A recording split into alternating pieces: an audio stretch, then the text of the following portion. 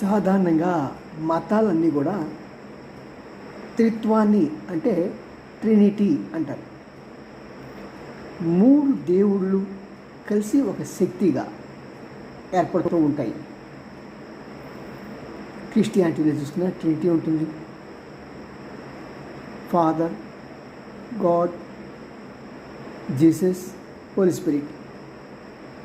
అలాగే హిందూ మతం చూస్తే బ్రహ్మ, విష్ణు, పరమేశ్వర్.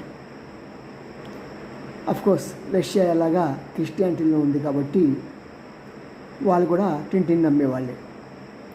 మరి ఇలాగ ఈ ట్రినిటీని నమ్మే ఈ శక్తులు మూడు కూడా కలిసి ప్రపంచాన్ని ఏలటానికి ఎంతవరకు అవకాశం ఉంది అని పరిశీలిస్తే వీళ్ళు ముగ్గురు కనుక ఒకటైతే ప్రపంచంలో వీరికి సాటి అయిన పోటీ ఎవరు ఇవ్వలేరు. ఈవెన్ అమెరికా కూడా బయటికి చెప్పుకుంటుంది నేను క్రిస్టియన్ దేశం అని. అమెరికా అక్కడ క్రిస్టియానిటీ ఏమి ఉండదు పెద్దగా.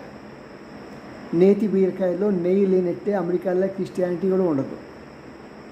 కానీ రష్యాలో మాత్రం నికార్సైన క్రిస్టియానిటీ ఉంటుంది. అదేవిధంగా ఇజ్రాయెల్లో కూడా అలాగే కనిపిస్తుంది. త్రిత్వాన్ని నమ్మిక దేవుడు వాళ్ళు యెహోవా. చిన్న తేడా. భారతదేశం వచ్చేటికి మళ్ళీ ఇక్కడ త్రిత్వమే, బ్రహ్మ, విష్ణు, మహేశ్వర. మరి వీళ్ళు ముగ్గురు కలిసి కనుక నిజంగా చేస్తే ఇజ్రాయేల్ ఏదైనా అనుకున్న పని బ్రహ్మాండంగా సాధిస్తుంది. Meticulous planning. అదే ఉందంటే భారతదేశం ఉందనుకోండి, యుద్ధం చేస్తూ కూడా వ్యాపారాన్ని పైన దృష్టి ఉంచుతూనే ఎంతవరకు మనం తక్కువ ఖర్చు పెట్టి యుద్ధాన్ని గెలుస్తామా అనే ఒక చక్కని క్యాలిక్యులేటెడ్ వార్ చేయగల సత్తా ఉంది మోడీకి, భారతదేశానికి. మరి పుతిన్ గారి గురించి చెప్పాల్సిన అవసరమే లేదు. ఎందుకంటే అన్ని దేశాలు కలిపి వచ్చి కొడుతున్నా సరే మీ ఇష్టం, ఎంత కొట్టుకుంటారా అనేసాడు అంతే. ఏం పీకారు? ఏమీ పీకలే. ఇప్పుడు వాళ్ళు జుట్టు పీక్కోవాల్సింది తప్పించి.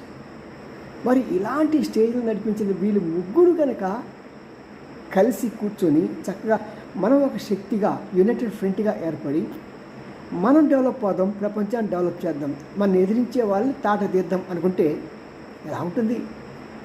ఒక్కసారి ఈ ఆలోచనకి పదును పెట్టకూడదు. ఎందుకంటే ఇది జరగడానికి ఆస్కారం రెండు ఉంది. అమెరికా విధానాలు ఎప్పుడో తిరోధకాలు చేసేవి, అవన్నీ కూడా బూజుపట్టిన సాంప్రదాయాలు అయిపోయాయి. కాబట్టి ఇది అవసరం. సరేనా? నాతో ఏకీపిస్తే సబ్స్క్రైబ్ చేయండి ప్లీజ్.